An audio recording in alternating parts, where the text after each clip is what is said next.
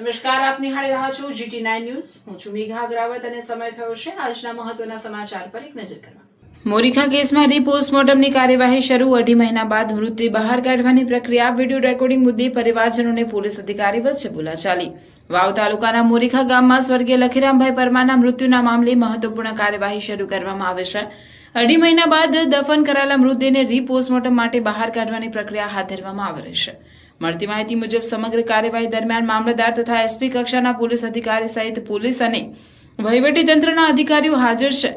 મૃતદેહ બહાર કાઢવાની કાર્યવાહી કાયદેસરની પ્રક્રિયાને જરૂરી પંચનામા સાથે કરવામાં આવી રહી છે। આ દરમિયાન મૃતકના પરિવારજનો દ્વારા સમગ્ર કાર્યવાહીનું વિડીયો રેકોર્ડિંગ કરવામાં આવી રહ્યું હતું, ત્યારે પોલીસ અધિકારી દ્વારા પરિવારજનોને વિડીયો રેકોર્ડિંગ ન કરવા જણાવવામાં આવ્યું હોવાનું જોવા મળી રહ્યું છે। આ મુદ્દે પરિવારજનો અને પોલીસ અધિકારી વચ્ચે તૂતુ મેમે જેવી સ્થિતિ સર્જાઈ હોવાનું સામે આવેલા વિડીયોમાં જોવા મળે છે। જો કે વિડીયો રેકોર્ડિંગ અંગે પોલીસ અધિકારીએ કયા કારણોસર મનાઈ કરી હતી અને સમગ્ર બોલાચાલીનો ચોક્કસ ઘટનાક્રમ શું હતો તે અંગે સત્તાવાર સ્પષ્ટતા હજુ સામે આવી નથી। સ્વર્ગીય લખીરામભાઈ પરમારના મૃત્યુને આશરે 2.5 મહિના જેટલો સમય વીતી ચૂક્યો છે। હવે મૃતદેહ બહાર કાઢીને રીપોસ્ટમોર્ટમની કાર્યવાહી શરૂ થતા સમગ્ર મામલો ફરી ચર્ચામાં આવ્યો છે। રીપોસ્ટમોર્ટમ બાદ મૃત્યુનું કારણ, અગાઉની તપાસ સાથે જોડાયેલા મહત્વના મુદ્દાઓ તથા તબીબી પુરાવા અંગે વધુ સ્પષ્ટતા થવાની શક્યતા છે। જો કે અંતિમ હકીકત સત્તાવાર રીપોસ્ટમોર્ટમ રિપોર્ટ અને તપાસ બાદ સ્પષ્ટ થશે। મોરીખા કેસમાં રીપોસ્ટમોર્ટમની કાર્યવાહી શરૂ થઈ છે, ત્યારે વિડીયો રેકોર્ડિંગના મુદ્દે પરિવારજનો અને પોલીસ અધિકારી વચ્ચે થયેલી બોલાચાલી પણ ચર્ચામાં છે। હવે સૌની નજર સત્તાવાર રિપોર્ટ અને તપાસના આગામી તબક્કા પર છે। અહેવાલ રાણાભાઈ પારેગી, વાવ થરાદ। અમે 17 તારીખે ધરણા ઉપર બેઠા હતા। એના પહેલાં 11 તારીખે અમે સાહેબને અરજી આપી હતી, જે અમારી માંગ હતી કે ભાઈ 302 એડ કરવાની। અત્યારે પણ એ લોકોને આપણે 21 તારીખે કહેવામાં આવ્યું હતું કે ભાઈ તમે અમને ક્યારે 302 એડ કરવા માટેનો ઉમેરાની અરજી કોર્ટમાં કરશો, તો અમને 7 દિવસની મુદત આપી હતી। પણ 7 દિવસની મુદત પછી ફરીથી આ નવું લઈને આવ્યા છે કે ભાઈ ફરીથી PM કરાવવું પડશે। એટલે કોર્ટમાંથી એમને જે કોર્ટમાં અમારી સાથે જે કમિટમેન્ટ કર્યું હતું એ નથી કર્યું, અને એની જગ્યાએ કોર્ટમાં એમણે એવી અરજી કરી કે ભાઈ એમના પરિવારની માંગણી છે કે ફરીથી PM।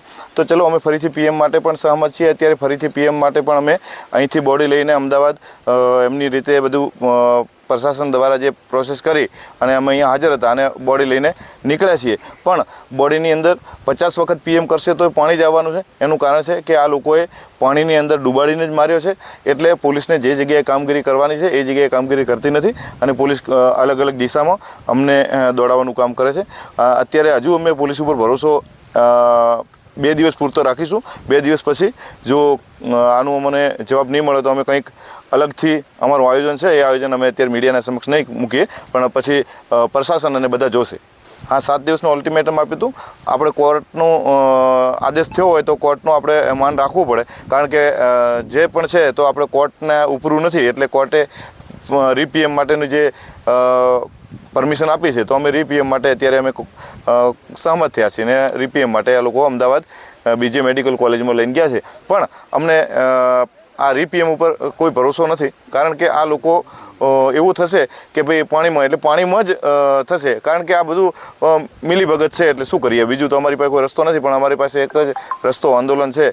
એ અમે જો અમને ન્યાય નહીં મળે તો અમે ઉગ્ર આંદોલન પણ કરશું। બાકી તમને લેખિતમાં જે આપીએ છીએ, મૌખિક કહીએ છીએ, એમાં તમે બધે ઊણા ઉતરો છો, અને તમે અત્યારે આવીને અમને એમ કહો છો વિડીયો ન ઉતારતા। શું અહીંયા ગોરખ ધંધા થઈ રહ્યા છે વિડીયો ન ઉતારવો? કોઈ છે તમારી પાસે એવો લેટર?